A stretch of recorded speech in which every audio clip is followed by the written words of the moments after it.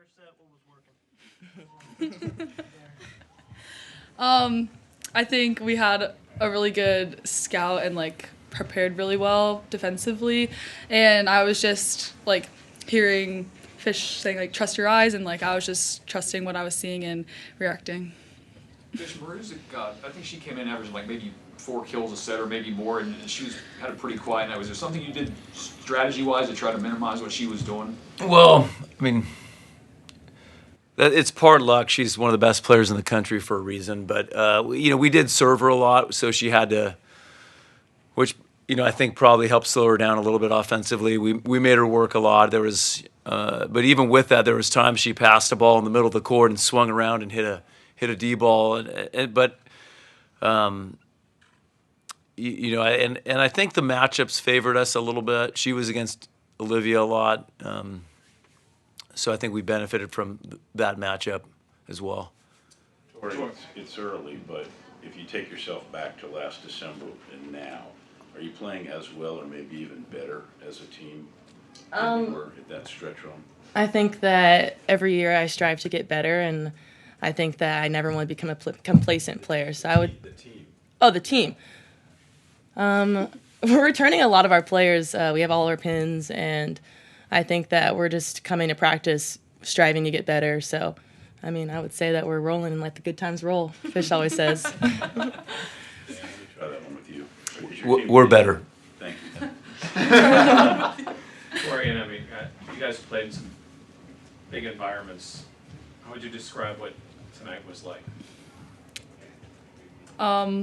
Walking out of the tunnel from the locker room for warm-ups, I got chills, like hearing the crowd cheer for us and just looking around and seeing all the seats basically filled. I think it's just a testament to like the spirit that not just like our school has, but like the city has around our team and volleyball in general. So yeah, it feels very special to be a part of this group. I would add on to that. I think that obviously we had a big crowd, but we were trying to create energy for ourselves and on the court. So feeding off of the crowd, but also just creating our own energy on the court. Sort of building. Did you girls think about like what a statement it would be to beat the number 3 team in the country, to do it in straight set? Do you think about the magnitude, or are you sort of that locked in on the match itself? Yeah, I would say we're more locked in on each point, not really thinking about. Yeah, I don't think like we necessarily had a way that we were anticipating going about winning. I think we were just like competing each point and trying to win each point, and it just ended up working out that it was a sweep, and we kind of, Ryla Jones had arguably her best game yet this season. I know her career high kills. I don't know how many blocks she got, but can you just comment on her performance today? Yeah, I'm pleased with how she handled this environment at her age and experience level. When I was looking at her face in warm-ups, I was like, how's this going to go? But she just once the whistle blew, she settled in and competed well, and I thought Rachel picked her spots really well when it set her.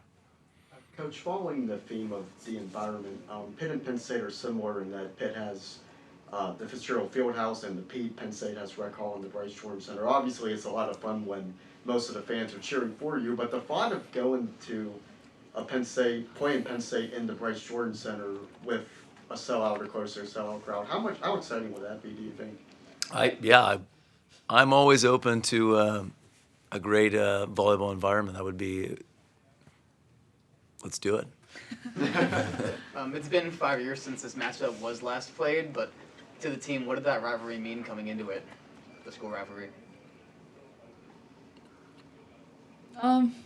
I feel like I don't think we thought of it necessarily as like, oh, this is an in-state rivalry, like that's why we have to win. Like I think we just kept our standards high. We wanted to play a good, clean game, like play for our like crowd and the fans that come to support us and each other.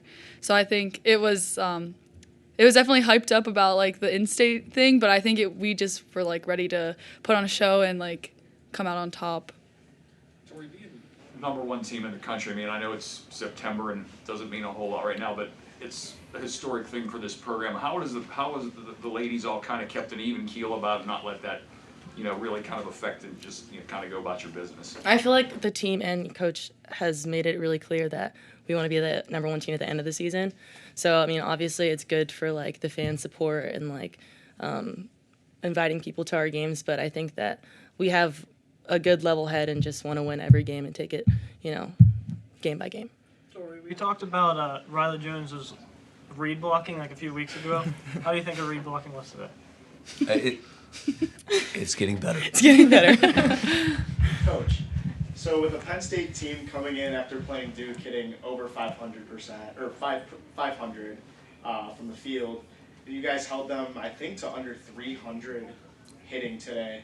Do you think did you guys strategize around that, like focusing to stop their hits, or was it more of an environment thing, you think? No, I think going into the game, both teams were hitting almost the same percentage, but I think we were, 80 or 100 points higher in opponent hitting percentage.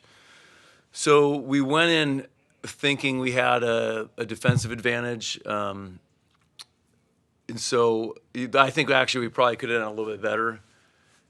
We didn't score any points, and I think one of the rows, maybe, or we hadn't scored 1 point in 2 rows going into the third set.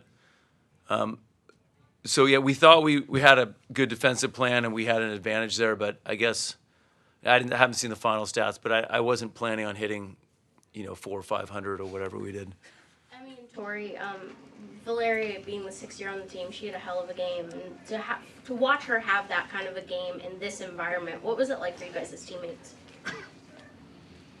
I think Valeria is a great leader, and she leads by her example and the spirit that she brings on the court. So I think watching her play some of her best volleyball and her 6th year is really exciting, and I know she wants to make this last season here a special one. Yeah, I also think that we just trust her on the court to make a big play. So, Coach, I mean, it seems like Rachel continues to improve with each match this season. How important was her setting, not just today, but also just, I saw you guys utilizing a lot of the back row attacking as well. Yeah, that's I think when Torrey's hitting the bic the way she was, we're pretty hard to stop. And I think that's an area that Rachel still can improve on as good as she is. She's really only set in a 5-1 for about a year, full time, maybe even less, because we were kind of in a 6-2 at this point last year. So I think, setting the D ball and running the bic we have the hitters to do it, and I thought she did a pretty good job with the back row, and then also I mentioned earlier, I think that's one of her best things is just having a good sense of not just location-wise, but who to set it, at what moments. And I thought she streaked the middles at good times. And so, yeah, very solid.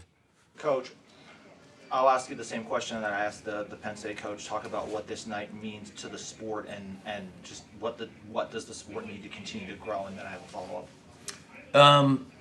I just think it's one more kind of drop in the bucket for what's happening with our sport, and we continue every year to set new attendance records at multiple venues, and we're certainly proud that Pittsburgh's part of that. And what was the second part of the question? And then nights like this, Oregon, USC are nice. Being ranked number 1 is nice, but obviously, preceding this season was the last 3.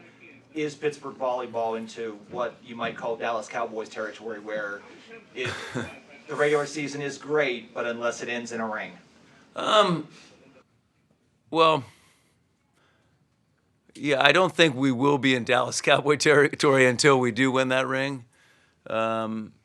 But I think we have a smart fan base that, if we do fail in the Final Four or an Elite Eight, they still know that that's a great season. But I think our players, we have girls that's their goal. We have girls that came back for a 5th and a 6th year for that reason. And our fan base knows the talent we have, and so that's definitely that's what we want to do.